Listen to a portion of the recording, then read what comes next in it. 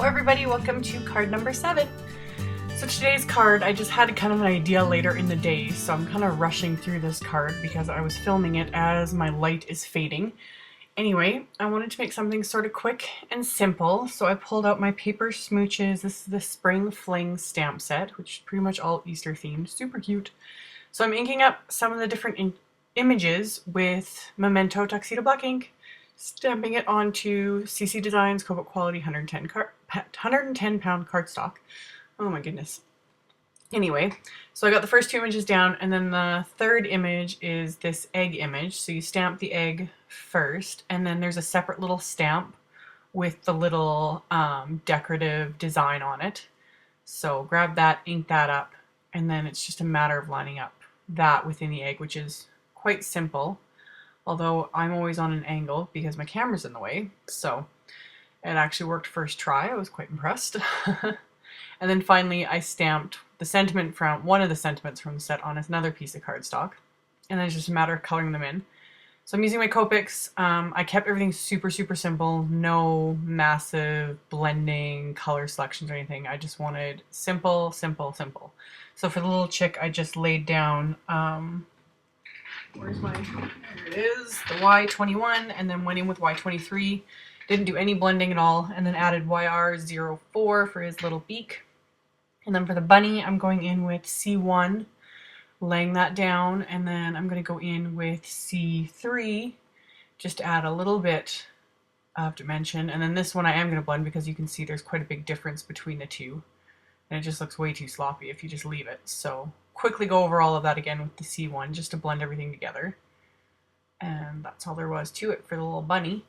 And then for the carrot, I just use the same YR04, laid that down, and then I go in with YR07. And this time, since the marker's still kind of wet, you don't need to do any blending, just quickly stuck that down. And then for the green part, it's YG03, and then I go in with YG25. And again, these two I blend because you can just see, like, when there's a bigger difference between the colors, it helps to blend them out a little bit. And then just a tiny bit of the RV21 for the bunny's nose, and then onto the egg. So same RV21, added a little bit of RV23, and then the same yellows I used on the chick, so Y21, laid that down, and then Y23, and no need to blend. And then I go in with the green, same greens, YG03, and then a bit of the YG25, and obviously blend it a little bit. And then for the blues, it's BG000, and then add a little bit of BG01, just keeping everything springy, Easter, simple colors. And then the same oranges I used on the carrot, so YR04, and then YR07, and then just quickly blend those together. And then the images are done. So the card itself, I started off with a 4-inch square piece of Stampin' Up! Lucky Limeade cardstock, and grabbed a couple little flowers from the Spring Fling set, and I'm inking them up with Memento Bamboo Leaves ink, and then just stamping them randomly all over this piece of cardstock. So once I've got that fully covered, I made this little template out of a piece of backing cardboard. There will be a separate video for this. I'm going to link to it right in the top corner, just to show you guys how to make it. And that's just, I made this template so you've got a perfect grid for outlining these 4 circles. And I used a 1 1/4 inch circle punch on the grid, but then changed my mind for this piece of cardstock, and now I'm using a 1 3/8 of an inch circle punch, because I wanted bigger holes because of the images. The smaller circles were just not, you would hardly see them. So you can see this way, you can kind of see a little bit more of the images.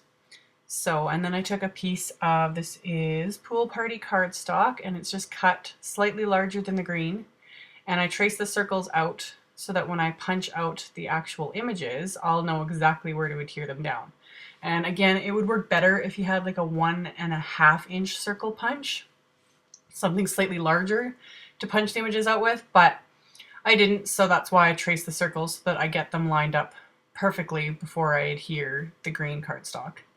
So once I've got everything punched out, just using my ATG adhesive to adhere them all over on top of my little grid of penciled in circles, just like so.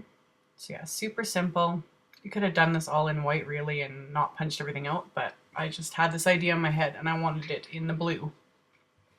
So once I've got those done, my actual green piece cardstock, I wanted to add just a tiny little embellishment. So I grabbed some Blossom Twinery twine and just wrapped it around the bottom right area there. Wrapped it around a couple times, tied it in a little bow, and trimmed it off. And that's it for the embellishments for this card. Again, like I said, keep it fairly simple since I'm going a little nuts with all of this punches and circles and all this stuff. And then obviously a ton of dimensionals. You could adhere it flat, but I wanted it popped up. It just gives it a little bit more of an effect. So once I've got all the dimensionals on and peeled off, it's just a matter of lining it up on top of the pool party cardstock. And then that's it. So now it's just a matter of adhering it to the card base itself, which is Stampin' Up! Pretty in pink cardstock, and my card is 4 1/4 inches square. So adhere that onto the card front, and then that's done. So then for the inside of the card, I wanted to keep it again fairly simple.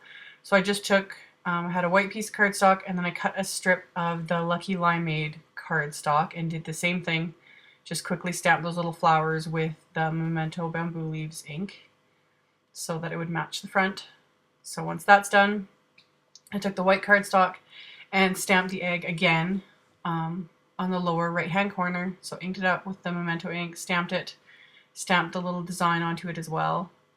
And then I'm going to color it in exactly the same as I did on the front of the card, just keeping things simple. And this part I sped up like 800% because, like I said, I colored it the exact same as the front, so there's no point watching it twice. I wish I could color this fast in real life. I'd get so much more done. But yeah, kept it simple, followed the exact same colors and layout that I did on the front, and then that's all there was to it. So once that's done, it's just a matter of adhering these pieces to the inside of the card.